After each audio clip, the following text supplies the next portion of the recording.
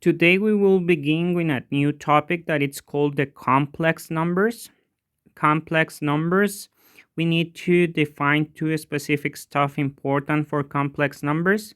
We will need to define whatever are imaginary number or what are complex numbers because they have an imaginary part. So first of all, imaginary numbers. We have talked about them a little bit. Why? Because imaginary numbers, it says they are obtained when trying to solve a root that has a negative term and a pair index. Remember, like if we have the square root of minus 36, it's not possible to solve it with a real number. Why? Because negative multiplied by negative, it's positive. Positive multiplied by positive, it's positive. So there is no real possibility to solve the minus 36. Why? Because there is no a number that is exactly the same that when multiplies by itself gives me 36. Imaginary numbers, they are represented by letter I. I specifically has the value of the square root of minus 1. So that's why I it's imaginary, because the square root of minus 1 it's imaginary numbers. What about complex numbers then? Complex numbers, they are composed by a real part that can be a fraction, a number, a letter, etc., and an imaginary part that it will be something that will have a negative root of a pair index, or maybe we can represent also by the letter I. Let's start with the letter I powers to try to understand a little bit. We have said that letter I, it's represented by, or it represents the square root of minus 1. If we have I squared, it will be multiplying the square root of minus 1, multiplying the square root of minus 1. So it's going to be the square root of minus 1, all of it squared. In this case, because we have the square root and the square power, they can get eliminated. And that's why when we have I squared, it will be having a minus 1, because the square root squared, we can eliminate this one with this one and it will become a minus 1. What about when we have I cubed?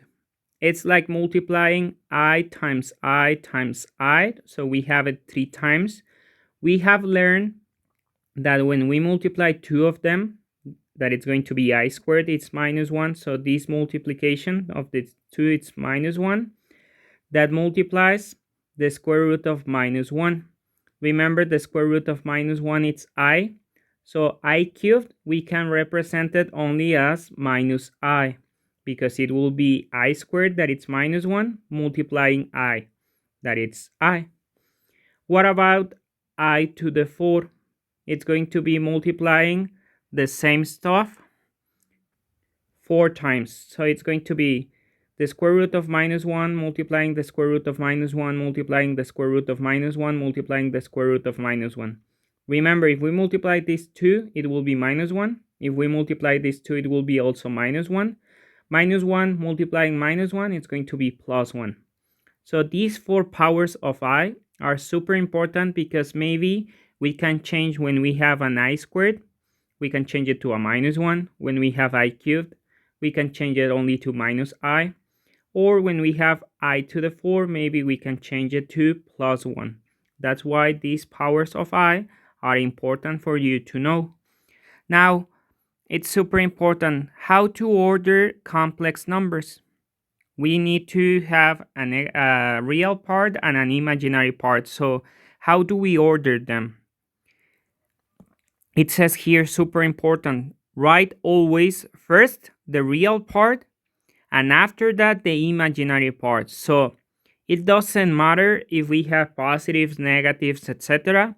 First, we need to put the real part and after that the imaginary part. It says here again, it doesn't matter if the real is negative and the imaginary positive. It will be always the same order. First the real part, then the imaginary part. So let's learn today how to convert to I. when we have like a square root of a negative number, how do we convert it to I? So let's use the first example that we have here, the square root of minus 36. So the square root of minus 36, how do I convert it to I? This one we can put it like this. The square root of 36 that multiplies minus 1. If we put it that way, maybe we can take out the 36 because 36 has a specific root that it's 6. And we can take it like 6 that multiplies the square root of minus 1.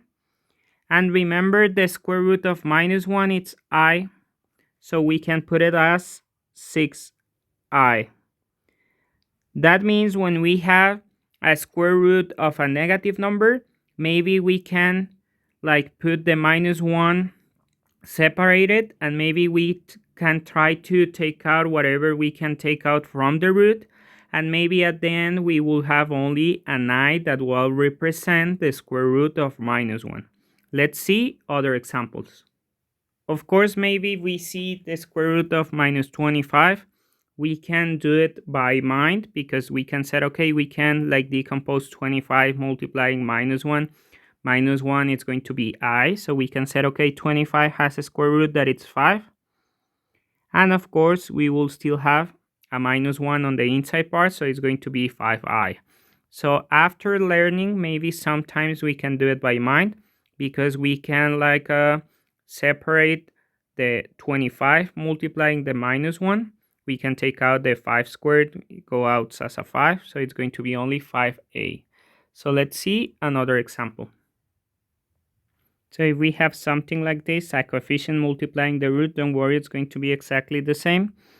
In this case, of course, the 64, it's going to be 2 to the 6, no, 2 to the 8. No, yeah, it's 2 to the 6. So it's going to be 2 to the 6 that multiplies minus 1. So in this case, we can take out, or we can set like the square root of 64, it's 8. So it's going to be minus 3, 2 cubed. And on the inside part, we will still having a minus 1. So it's going to be 8 times 3. It's minus 24. The square root of minus 1. So it's going to be minus 24i. Or maybe we can do it by mind on a single step. It's going to be minus 3. The square root of 64 is going to be 8. And because it's a negative root, it's going to be I. And it's going to be minus 24i. So the idea to convert from having a negative root into I, it's not very difficult. So let's see another example. So in this case, it's going to be also very similar. We can say, okay, it's going to be minus 8x. Here it's going to be 81x cubed that multiplies minus 1. So if we decompose the 81, it's going to be 3 to the 4 x cubed that multiplies minus 1. So we know it's possible to take out a 3 squared and an x. Of course, in the inside part, we will still have an x. So it's going to be the square root of minus 1. It's I. So it's going to be minus 72 x squared, the square root of x, multiplying I. That will be one form. Or maybe we can do it also by mind, like, okay, it's going to be minus 8x. In this case, we can take out a 9 because 81, the square root, it's 9. We can take out an x. On the inside part of the root, we will still having an x because 3 divided by 2, it has a remainder. All of it multiplying I. If we multiply this, minus 8x multiplying 9x going to be minus 72x squared, the square root of x, and the I. Remember, always the I goes at the end. So let's see another example. So in this example, it's going to be like this. We can decompose the 27, so we can write it like 3a squared b cubed. And let's put like 27, 8 to the 5 b squared, multiplying minus 1. So it's going to be 3a squared b cubed. Let's see whatever we can take out from the root. It's going to be the 27. Let's decompose it first. It's going to be 3 cubed, 8 to the 5 b squared, multiplying minus 1. So it's going to be 3a squared b cubed. That multiplies, we can take out a 3, we can take out an a squared, and we can take out a b. On the inside part, we will still having a 3 and an a squared. No, an a only, I'm sorry. And what happens with the minus 1? It's going to be an I. That means our answer is going to be 3 times 3, it's 9. A squared and a squared is a to the 4. B cubed and b, it's going to be b to the 4. That multiplies the square root of 3i. That multiplies I. That will be one possibility of we can do it on a single step, like, okay, 3a squared b cubed. We can take out a 3, we can take out an a squared, and we can take out a b. On the inside part, we will still having a 3, an a, and of course, we will become an a, and it will be the same answer. So the idea of how to convert to I, it's not very difficult. We only separate our root multiplying minus 1, and that minus 1 is the part that it will be converted to the I. So now let's learn how to do mathematical operations with complex numbers. So let's see, let's start with addition and subtraction of complex number. It is a normal addition subtraction, so the steps are going to be the next. First of all, maybe we can transform to I to have it like easier to do when we put the c's. After that, we need to eliminate the grouping signs if we have grouping signs. After that, we will need to do like term simplification, and at the end, we will need to order our answers. Remember, always the real part goes first. So let's see how to do it. We have in this case C1 and C2. C1, we can transform that, and it's going to be 5. It's the real part, so it do not change. In this case, the square root of 25, it's 5.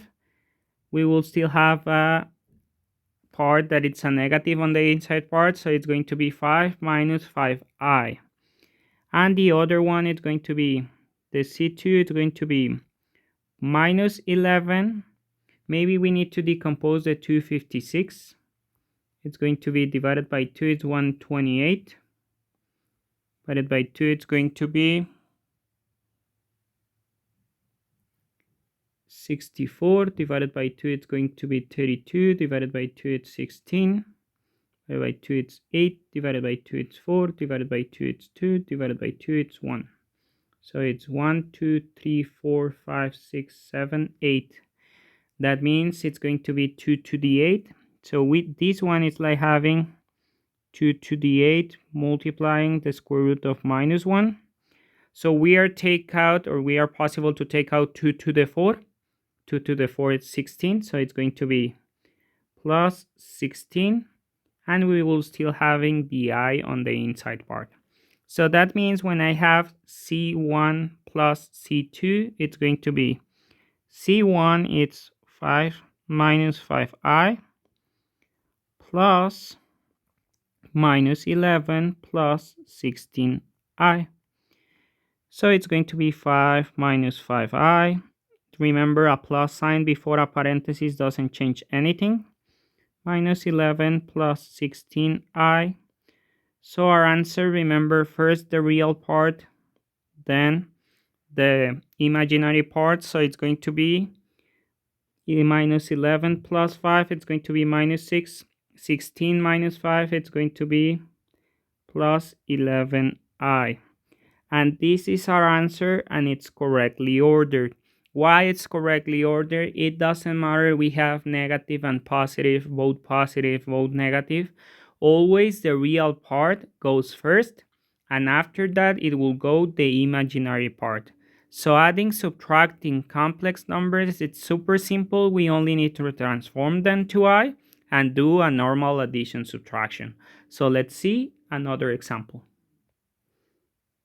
So imagine we have something like this, c4 and c to the 7, and we need to add c4 plus c7.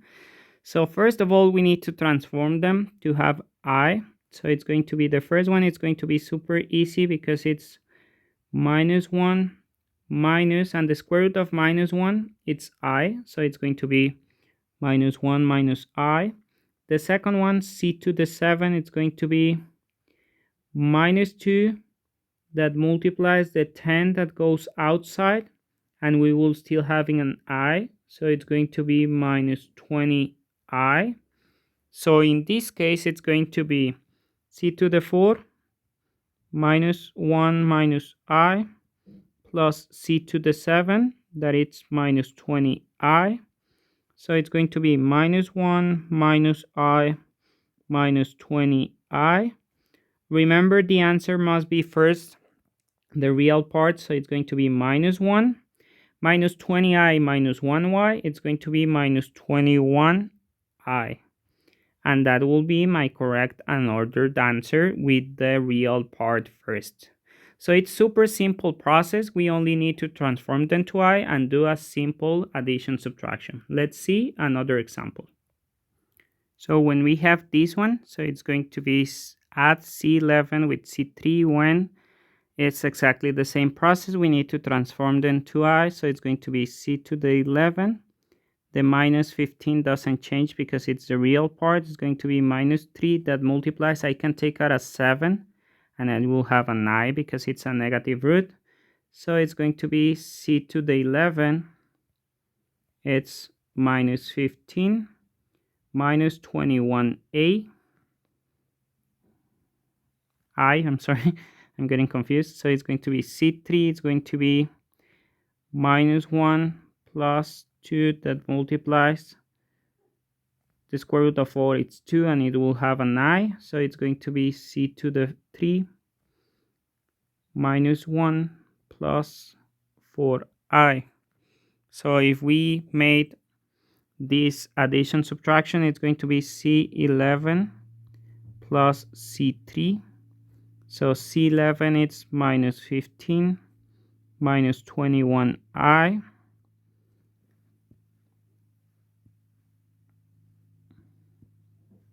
plus -1 plus 4i.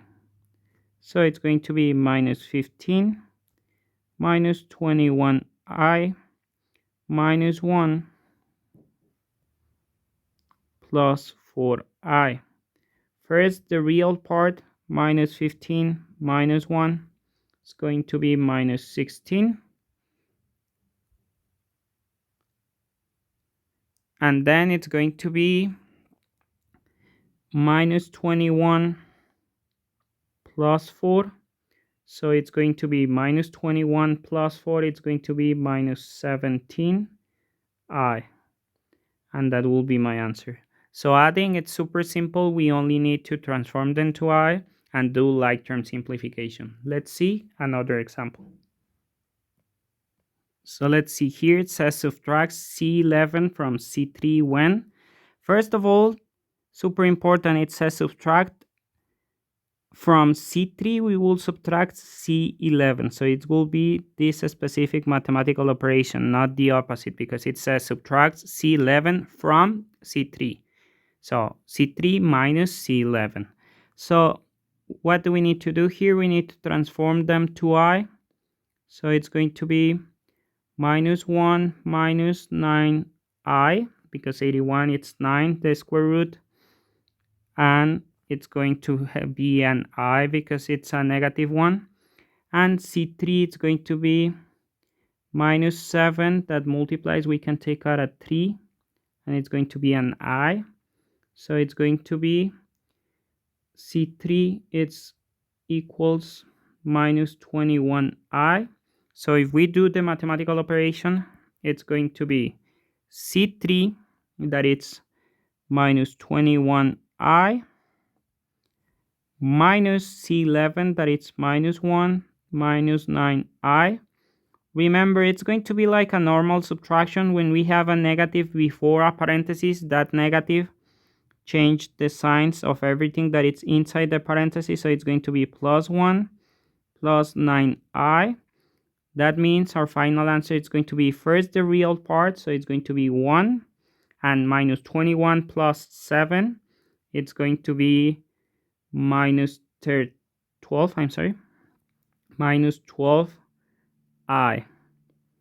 And that will be my correct answer. So doing subtraction, it's also almost the same, because it's going to be only doing like term simplification and ordering the answer. So let's see one last example. So in this case, it's going to have 3 of them. It's going to be exactly the same. First of all, we need to transform them to I. So the first one is going to be 14 minus the square root of 81, it's 9, and it's going to have an I. The second one is going to be C2, it's going to be 10 minus 2. We can take out a 3 from the root, and it's going to have an I. So it's going to be C2, it's 10 minus 6i. And finally, the last one, it's going to be C3, it's going to be 73 minus the square root of minus 1, it's I. So we have the 3 of them. So we need to do C2 minus C1 plus C3. So let's see. C2 is going to be 10 minus 6i minus C1, that is going to be 14 minus 9i, plus C3, that is 73 minus I. So in this case, it's going to be 10 minus 6i minus 14 plus 9i. Remember, this minus changed the signs of both of them. Plus 73 minus I. So to get the final answer, first, the real numbers, it's going to be 73 plus 10, it's going to be 83, minus 14, it's going to be 69. In the case of the i's, minus 6 plus 9, it's plus 3. Minus 1, it's plus 2. So it's going to be plus 2i. And that will be my final answer. So as we check out, it's the same stuff in addition and subtraction. We only need to transform them to I and do a normal addition of subtraction of like terms. And the answer always the real part first.